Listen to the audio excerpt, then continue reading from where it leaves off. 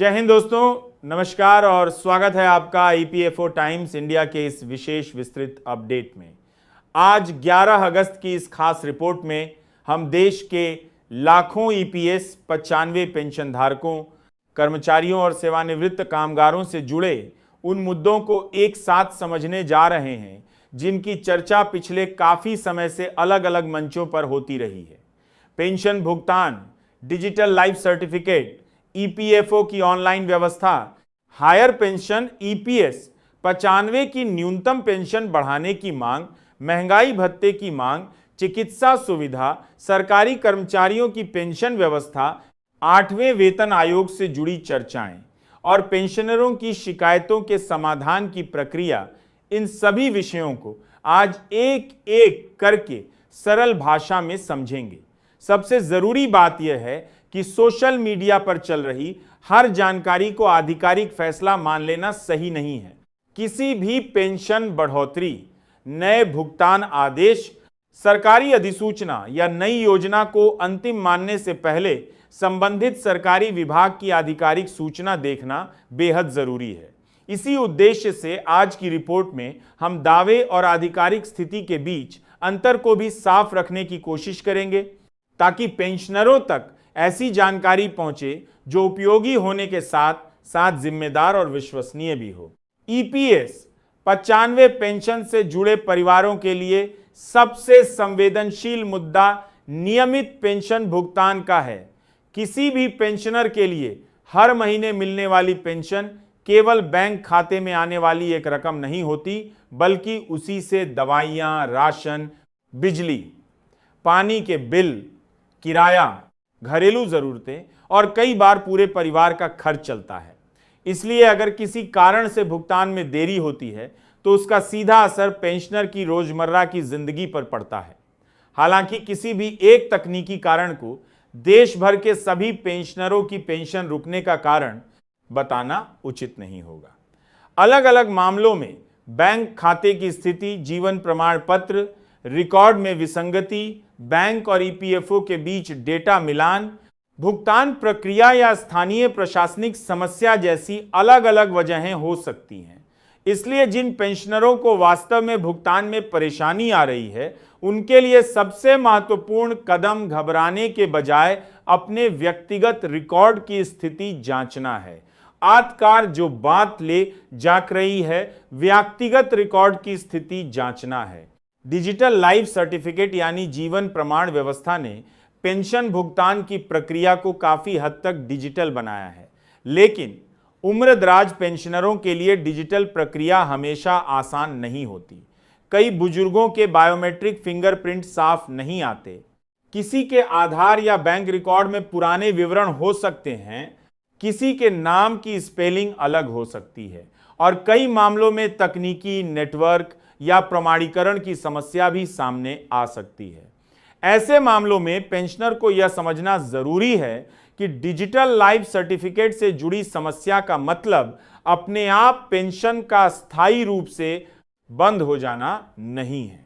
पहले यह पता करना चाहिए कि प्रमाण पत्र जमा हुआ है या नहीं, उसकी स्थिति क्या है और अगर उसमें कोई त्रुटि दिखाई दे रही है तो उसे किस माध्यम से सुधारा जा सकता है।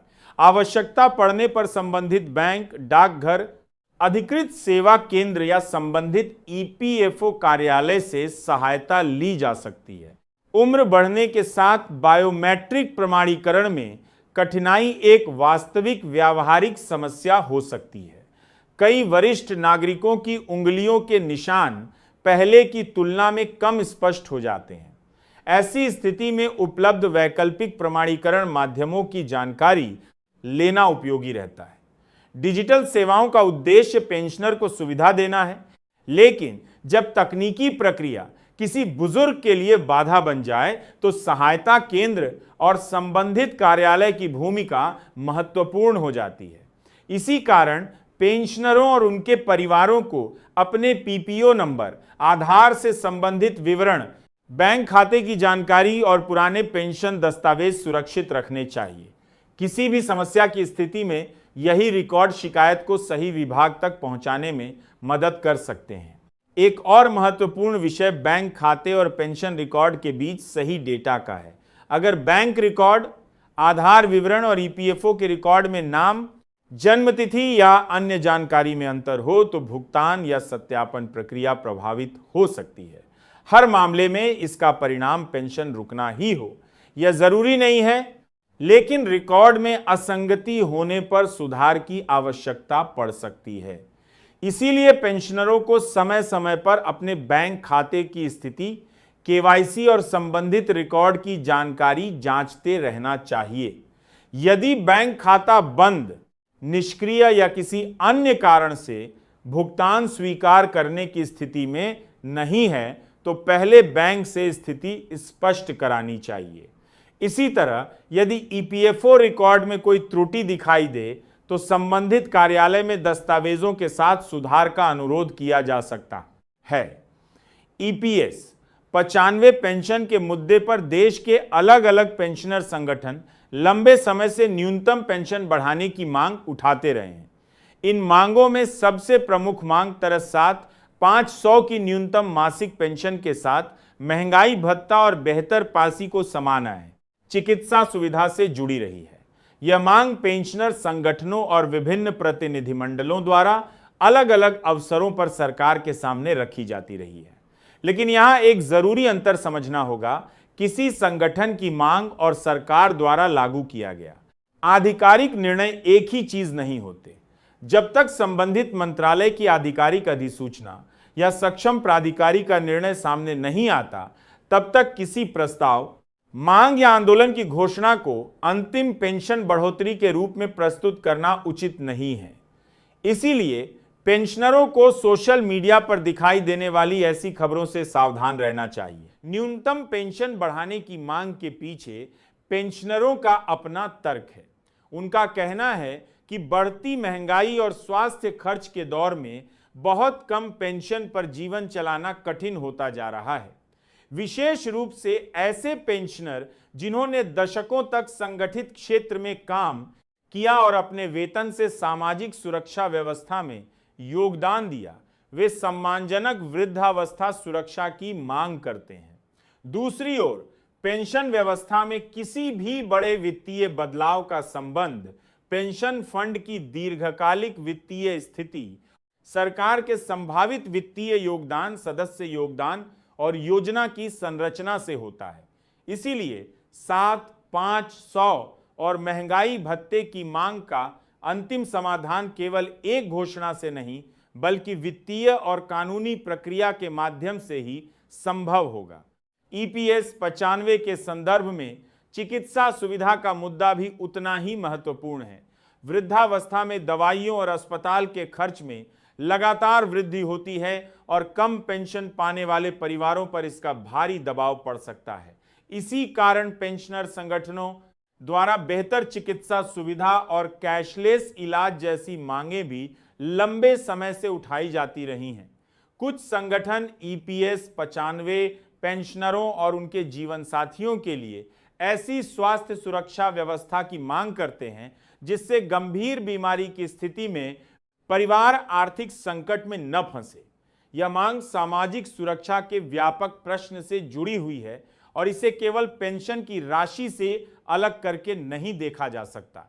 हायर पेंशन का विषय भी ईपीएस से जुड़ी सबसे महत्वपूर्ण कानूनी और प्रशासनिक प्रक्रियाओं में शामिल रहा है। उच्चतम न्यायालय के फैसलों के बाद पात्र कर्मचारियों और पेंशनरों के लिए अधिक पेंशन से जुड़े विकल्पों और प्रक्रियाओं पर ईपीएफओ द्वारा विभिन्न निर्देश और प्रक्रियाएं जारी की गई।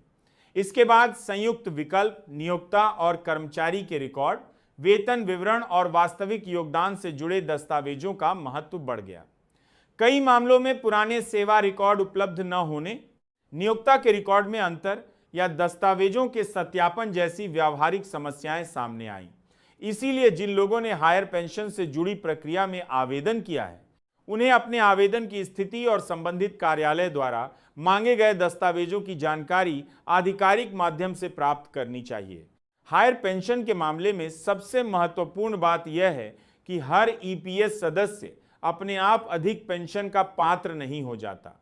पात्रता, सेवा रिकॉर्ड, योगदान और संबंधित नियमों के अनुसार अलग अलग मामलों का परीक्षण किया जाता है।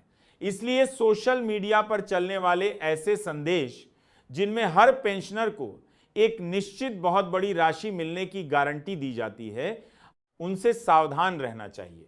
अगर किसी पेंशनर ने अतिरिक्त राशि जमा की है या उसे डिमांड नोटिस मिला है तो उसे भुगतान की रसीद, आवेदन संख्या, पीपीओ और संबंधित पत्रों को सुरक्षित रखना चाहिए। भविष्य में किसी विवाद या शिकायत की स्थिति में यही दस्तावेज सबसे महत्वपूर्ण प्रमाण बन सकते हैं। पेंशनरों की शिकायतों के समाधान के लिए ऑनलाइन शिकायत प्रणाली भी महत्वपूर्ण भूमिका निभाती है।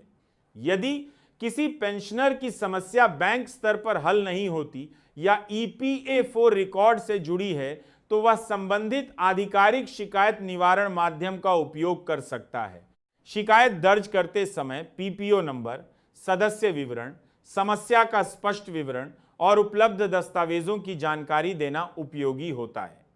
शिकायत संख्या को सुरक्षित रखना भी जरूरी है, सत्रहबद्ध दर्ज का बीट, क्योंकि आगे की कार्रवाई में यही संदर्भ संख्या काम आ सकती है। केवल शिकायत दर्ज करके छोड़ देने के बजाय उसकी स्थिति की निगरानी करना और जरूरत पड़ने पर संबंधित कार्यालय से संपर्क करना ज्यादा प्रभावी तरीका हो सकता है।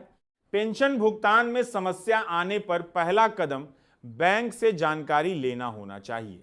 बैंक कर्मचारी से यह पता किया जा सकता है कि खाता सक्रिय है या नहीं, कोई भुगतान अस्वीकार हुआ है या नहीं और खाते से संबंधित कोई केवाईसी या अन्य समस्या तो नहीं है। इसके बाद पेंशन रिकॉर्ड से संबंधित स्थिति की जांच करनी चाहिए। अगर बैंक कहता है कि भुगतान प्राप्त ही नहीं हुआ तो संबंधित पेंशन रिकॉर्ड और ईपीएफओ प्रक्रिया की स्थिति देखना आवश्यक हो सकता है। वहीं यदि बैंक बताता है कि भुगतान आया था लेकिन खाते में किसी कारण से क्रेडिट नहीं हुआ तो बैंक स्तर पर समाधान की आवश्यकता होगी। इस तरह समस्या का वास्तविक स्रोत पहचानना सबसे पहला प्रशासनिक कदम है। इसी बीच सोशल मीडिया पर EPFO server, NPCI, bank CBS और किसी कथित नए सुरक्षा फिल्टर से जुड़ी कई बातें दिखाई देती हैं।